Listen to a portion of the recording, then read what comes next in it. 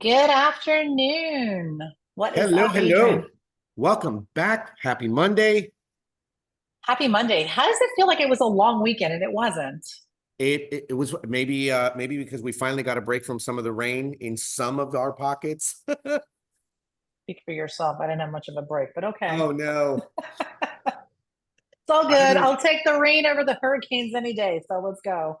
Speaking of that, by the way, if I can for a second, this week in history, right? Like I got stuck on, oh my gosh, what's the significance of this moment in history way back when? Do you guys remember where you were on September 15th, 2008? Lehman Brothers announced their bankruptcy, which was a huge turning point, a major turning point that changed our landscape and the way that gave, it gave rise to important changes in our business. Obviously for the better. I mean, it didn't feel like better at that moment, but holy crap. Yeah, we're talking one day ago, what, 15 years ago? Holy crap, look at that. 16 years ago, and it felt like yesterday. Right? What happens when you're having fun?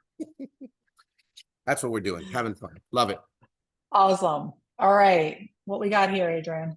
So TCPA just wanted to again remind everyone, make sure that you are communicating with your customers in a TCPA and friendly way, and more importantly, making sure that you're not utilizing the robocalls, robodials to get a hold of them, and make sure you have permission. Absolutely. And while we're on this, it's not necessarily TCP, although it does partially fall under it. There are several companies out there right now that are looking to offer you calls and everything using AI technology. And although it sounds really enticing and really exciting, it is not legal. The FCC made this illegal just a few months ago. So please do not get involved in that. And I know there are still companies out there selling those services. So just want to remind you all, not everything that you get offered is legal. Well, what's that old phrase that we use constantly? There's a bunch of shiny objects. Everybody's got their hand in your pocket. We got lots of shiny objects in real estate. All right, let's look at our shining market. All Dade right, man. County single family homes. The one big item there was for about 46 more price decreases, which again just lines up is we're constantly adjusting to market trends and the fact that you've got inventory and you guys are adjusting to that. Absolutely. Yeah, nothing really. And so just kind of make a mark, just so that you're all aware. What we did is if you've been watching this and you pay attention, normally we compare the weeks over week.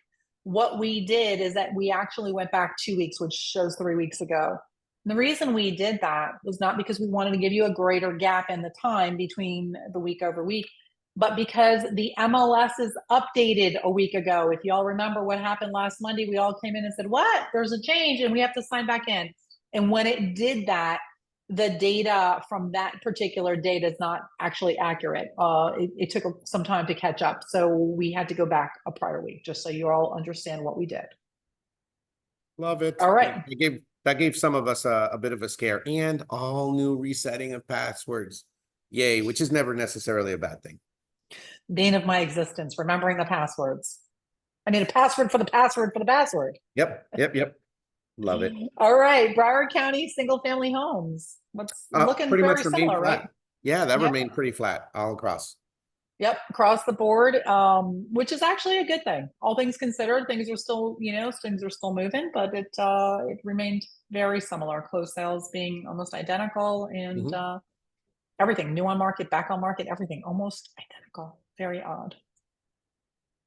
All right, condos. Here is Dade County Miami-Dade condo condos. townhome market, 58 more price decreases, coinciding with your actives with contract dropped by about 24%, and then closing slow down by about 15%. Yeah, and again, remember this is the resale market, so this does not include any developer transactions, which we know both Dade and Broward. That's where the developer product mainly is. It's in our condo markets. So this is resale only. Love it. All And right. then Broward. If there's a number that I want everybody to kind of pay attention to, because let's slow it down for 1 second. You guys see the price decreases and just kind of look at something. 3 weeks ago, 602, last 7 days, 608. That means it didn't slow down. It means that you guys, and what I'm thinking, or what we were thinking is, you're adjusting, right? There's showing signs of adjustment in your market with decreases constant, showing up this way. It means we've got to get those prices right so that you can match the inventory levels. Otherwise, you're going to sit on them for a little bit.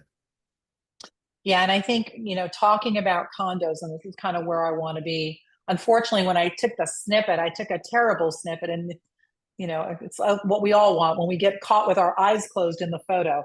Right? But this is you can all click on that QR code right there if you'd like to listen to the entire press conference. I'm going to thank Paula Flores, who alerted me to this conference happening. And it actually took place here in Miami Lakes. Our governor, lieutenant governor, and several local Dade County representatives, as well as condo association board members were there. And it was a 1.5 hour roundtable discussion all on the state of the condo market. What is happening is it is now being realized by our elected officials that if something is not done based on the legislation that was passed, where our associations have to be fully funded and reserved, as well as the repairs that needed to be done as a result of Surfside, everything sort of culminating in January of this year in our condo buildings that are 3 stories and higher. And what's happened is it has made its way to our elected officials, who realize that maybe in hindsight, although the intent of what they wanted to do and have happen needs to happen, the way it's happening may need to change. And so there is mounting pressure now for the legislature to go back in and give some of these associations more time, specifically when it comes to the reserve portion, not necessarily the repair that they have to be met based on those new rules, but it's the fully reserved. It's like, I think one of the board members said it best. We went 50 years with waiving reserves, and now in a matter of 12 or 24 months, we want everything fully reserved. And maybe that was just a little overzealous. And so there is pressure. What they did indicate is that they are going to be asking the Florida legislator to take a look at it this year still. So I just want to say, if you're on the call and a senator or a congressperson that is for the state of Florida, not federal, but state, let your voice be heard. Tell your elected officials that this will ultimately hurt the housing market, which is a very large portion of the economy in Florida. And we have got to get this right. We know that we don't want anybody in unsafe housing, but going from 0 to 100 overnight might not have been really realistic. Mm-hmm. So anything you wanted to add on that, Adrian? Just 2 points that I was able to extrapolate from this was, I heard focus on the repairs that needed to be done versus the repairs that could be managed at a later date. And I like what you said, you went from 0 to 50, right? Yeah. Overnight, and maybe for all the right intentions, unrealistic. So I like that they're at least putting on the table, hey, can we look at this in a way that says, if those repairs can be stretched out a little bit, can we maneuver that so that it's not such a fiscal impact to the unit owners? And for those of you who like taking notes, here's some notes for you. I think it's worth it for 2 seconds. 1.5 million condos, guys, across over 27,000 condo buildings, South Florida, right? Even if a fraction of those units are affected by this, meaning even if a fraction of those condo unit owners, specifically the older buildings, I'll just leave it there, this results in over tens of thousands of foreclosures. So I love what you said, Nat, because I that's kind of the last resonating voice here is, you have a voice. If you know other voices, you need to call them to action. This cannot wait. I love that you said that. Yeah, absolutely.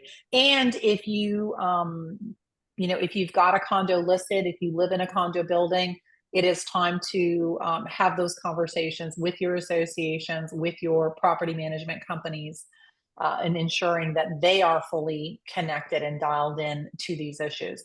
But kind of going back to our previous slide, if you have a condo listing, it is really important that you price it accurately right now. And when we say accurately, the most important thing is that you're pricing it versus what's active on the market. sold, you can kind of forget about the way we would price based on the historical sold data. Right now, you have to price based on what's active on the market. What is a consumer, what is a buyer looking at? If all things were equal, are we within the most desirable 3 properties that may sell that month? And that's what's really, really important. We're putting on many more pricing classes. So if you're not familiar on how to do this, we will make sure you get very familiar on how to take a look at this and not chase that market. Love it. Awesome. All right. So you want to listen to the press conference? You can link it right there. It's worth about 15 minutes. By the way, Natascha gave me a great heads up. You can listen to it in a little faster motion, right? There's a little button for that. There's a button for that. I'm going to give you guys the easy button. That's why we gave you the link to listen to it. It'll take you straight to YouTube. On YouTube, there is a picture of what looks like a gearbox. It's like kind of for those of you who don't know what a gearbox is, it's like a circle with squigglies around it. That's the gearbox. When you click on that, it gives you listen back mode. If you listen quickly, you don't have to take an hour and 15 minutes. I speed everything up to 2 times. So you can listen to it 2 times. You'll get the concepts. You'll listen to it. You'll get the whole thing in 30 minutes. See, something not real estate related. Mind blown. Love it. Shortcuts, people. That's how you get there. All right. But not in paperwork. Not shortcuts paperwork. Shortcuts when you can get the information. All right. Adrian, this is an oldie and a new one at the same time. Yeah, and this is the Corporate Transparency Act. Some of you might remember this from a couple of weeks ago. A lot of us on the call across our offices, if you operate as a PA, S Corp, LLC, you're required to disclose beneficial owner information, and you have a deadline by which you need to do that. There's the website, Cliff Notes. Yeah. Well, yes, if you operate as a PA or LLC, which many of you on here do, you must register that. You've got a deadline. The fines are really hefty if you're not. But even better, if you don't, let's say you don't, or you've already done yours, send this out as a public service announcement. This is a great piece to send out to your database. You got a smart plan that can go out about this. You got a social media post. You can talk about it. It's just another piece of information, especially for those of you who work with investors. If you work with investors, your investors likely own that property in an LLC. You want to make sure you get in front of them. I love that. Our agents constantly call and ask, what data, what information can I send out to my database that's not a picture of me selling a property or just listed? There you go. There's another one. Love it. Awesome. All right. Our partners at Top Flight Financial. So this is good news coming at us. And really what we did is we asked our partners at Top Flight, talk to us about what's really sort of what we can anticipate in the market. Right, Adrian? I mean, we're not going to sit here and read this, but we'll make sure that everybody gets a copy of this flyer of what's happening. But we are in the end of the cycle. We're sort of at the top of what would I call the Fed's policy page turning, right? Yeah. What I like when I hear and when I see this kind of stuff is that I hear the word pressure coming across like all of the announcements, everything from the news, from the Fed, and I'll leave the last part up to you, which is hey, there's something right around the corner that's putting an even greater pressure for the Fed and everybody else to put, to move this in a downward position. Yeah, I mean, take a guess. Yeah, hello, 6 weeks, people, 6 weeks till election, and it's going to be a crazy ride. Strap in. And the good news for our business is that will bring rates back down in line. And so get rid of all the noise that's out there. Focus on your controllables. Focus on the things that are important to your customers. And what you will notice is that rates have already come down, pretty significantly from their highs that they were earlier in the year, and they're anticipated to keep coming down. We know Wall Street is sort of betting on a 0.5 point rate cut. In the industry, we've been thinking they'll do a 1/4 point now and maybe another half later towards the end of the year. Mm-hmm. And then today I saw several elected officials put out and said, hey, Fed, we want to see a 3/4 point rate cut. I don't know. I think it's kind of anyone's guess. We have some concerns about it happening too quickly and then concerns about them taking too long. But it's an election cycle, so all bets are off. You know what that reminded me, Natasha, is that when you set goals, right, you set them high, you aim high so that if you miss the mark, I wonder if the Fed's doing, if that's what they're doing, they're trying to get the Fed to aim high in hopes that they land somewhere in the middle, which wouldn't necessarily be a bad thing. Yeah, absolutely. And again, it's I'm sure clearly housing is not the only thing affected. Obviously, the car markets and the furniture markets and everything that you would finance get affected by this. But one of the biggest beneficiaries, of course, is the housing market when rates come back into line. So if you had a buyer qualified earlier in the year and they haven't bought yet, get them requalified, get a refreshed rate quote, reach out to our partners and whether it's any one of our partners at Top Flight, they can help you look at that buyer again. So just Love it. FYI. Love it. All right.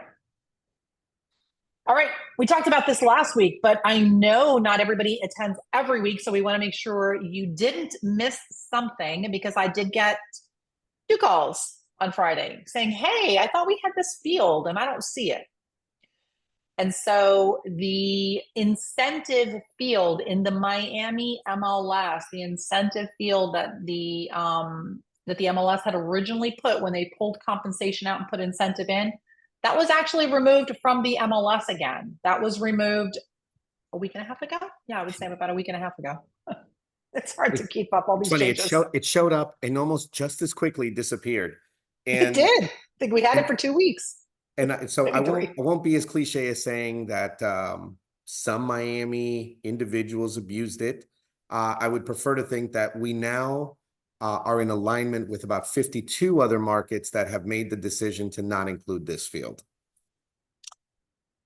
So here's what I will say that unfortunately there's a lot of misunderstanding, miscommunication. It amazes me how many people don't even understand all the changes that have taken place. And yet it's not our group of people, which I love because we have done such a great job. And Adrian, you've done an incredible job getting everybody up to speed on what needs to happen.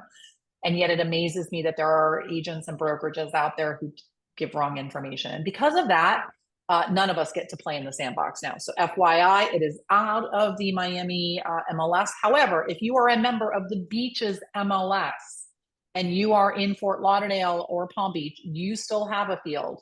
So just know that Miami agents will not see that field. That's important to know. Got it. All right. This is part of that same thing. All right. Last reminder, if anybody is down in the Miami Beach area, well, anybody, this is a Her Best Life event. So for our ladies, whether you're in real estate or outside of real estate, you don't have to be in, but there is a great experience happening. It kicks off tonight. The full day begins tomorrow. Their keynote speaker is Brianna West. There is a promo code up there that gets you I forget, it's $400, I think, off the price of admission. So it's a Florida special only. So if you want to attend, you still get a chance to attend that. You just got to register directly with them. Love it. All right, Adrian. So Natasha and I wanted to just take a quick moment to thank Central for hosting a beautiful tribute to 9/11. I'm sorry, 9/11. It was called Night of Hope. It was heartfelt, it was moving, and it was just an absolutely beautiful way of honoring the memory of those we lost that day while reminding us of the strength and resilience that we all share. Guys, your thoughtful gesture was really appreciated, and I know it resonated with all of those who attended. So just, again, big heartfelt thank you to you guys. Great job, team. Absolutely. Beautiful of that. All right. And of course, always thanks to all of our partners and sponsors. Top Flight, we already told you about. Universal Title. That was another question actually that just came up. Adrian, we have something different in our paperwork this week now as a result of all the changes. And that is an estimated cost sheet that's now required in your paperwork submission. The really cool thing is that you could get a estimated closing statement, or you could use the Universal Title app that will give you that information that you're seeking. So reach out to Amy if you don't already have it. Davies, perhaps you can throw Amy's contact information in the chat if somebody wants. I find, like I said, I love shortcuts. Gave you guys the hack on how to use YouTube and consume more data. The UT app for getting the estimated cost is a whole lot better than you sitting there manual trying to calculate anything. Absolutely. Yep. No, and they did a great job with that. And guys, for anybody who's saying, well, why do we have to use it, right? The 2 seconds is your consumer, especially if there's a possibility of them paying for any portions of commissions. Guys, we need to share with them what those costs are and being more transparent in that communication. And so that's the opportunity we have with that. Awesome. Absolutely. All right. Fantastic. Well, Love it. that Look is. I can't help it. Look how many people are on Zoom, like actually with their cameras facing. I love it. Dropping the freaking thing now. If I can actually see faces, this is really cool. Right. Love it, guys. Thanks so much for hanging out with us. We love seeing your smiling faces. Hope this was informative. We'll see you on the next one. See y'all in the market centers this week. Bye, guys. Thank Go you. sell something. Matt, wait. Thank you.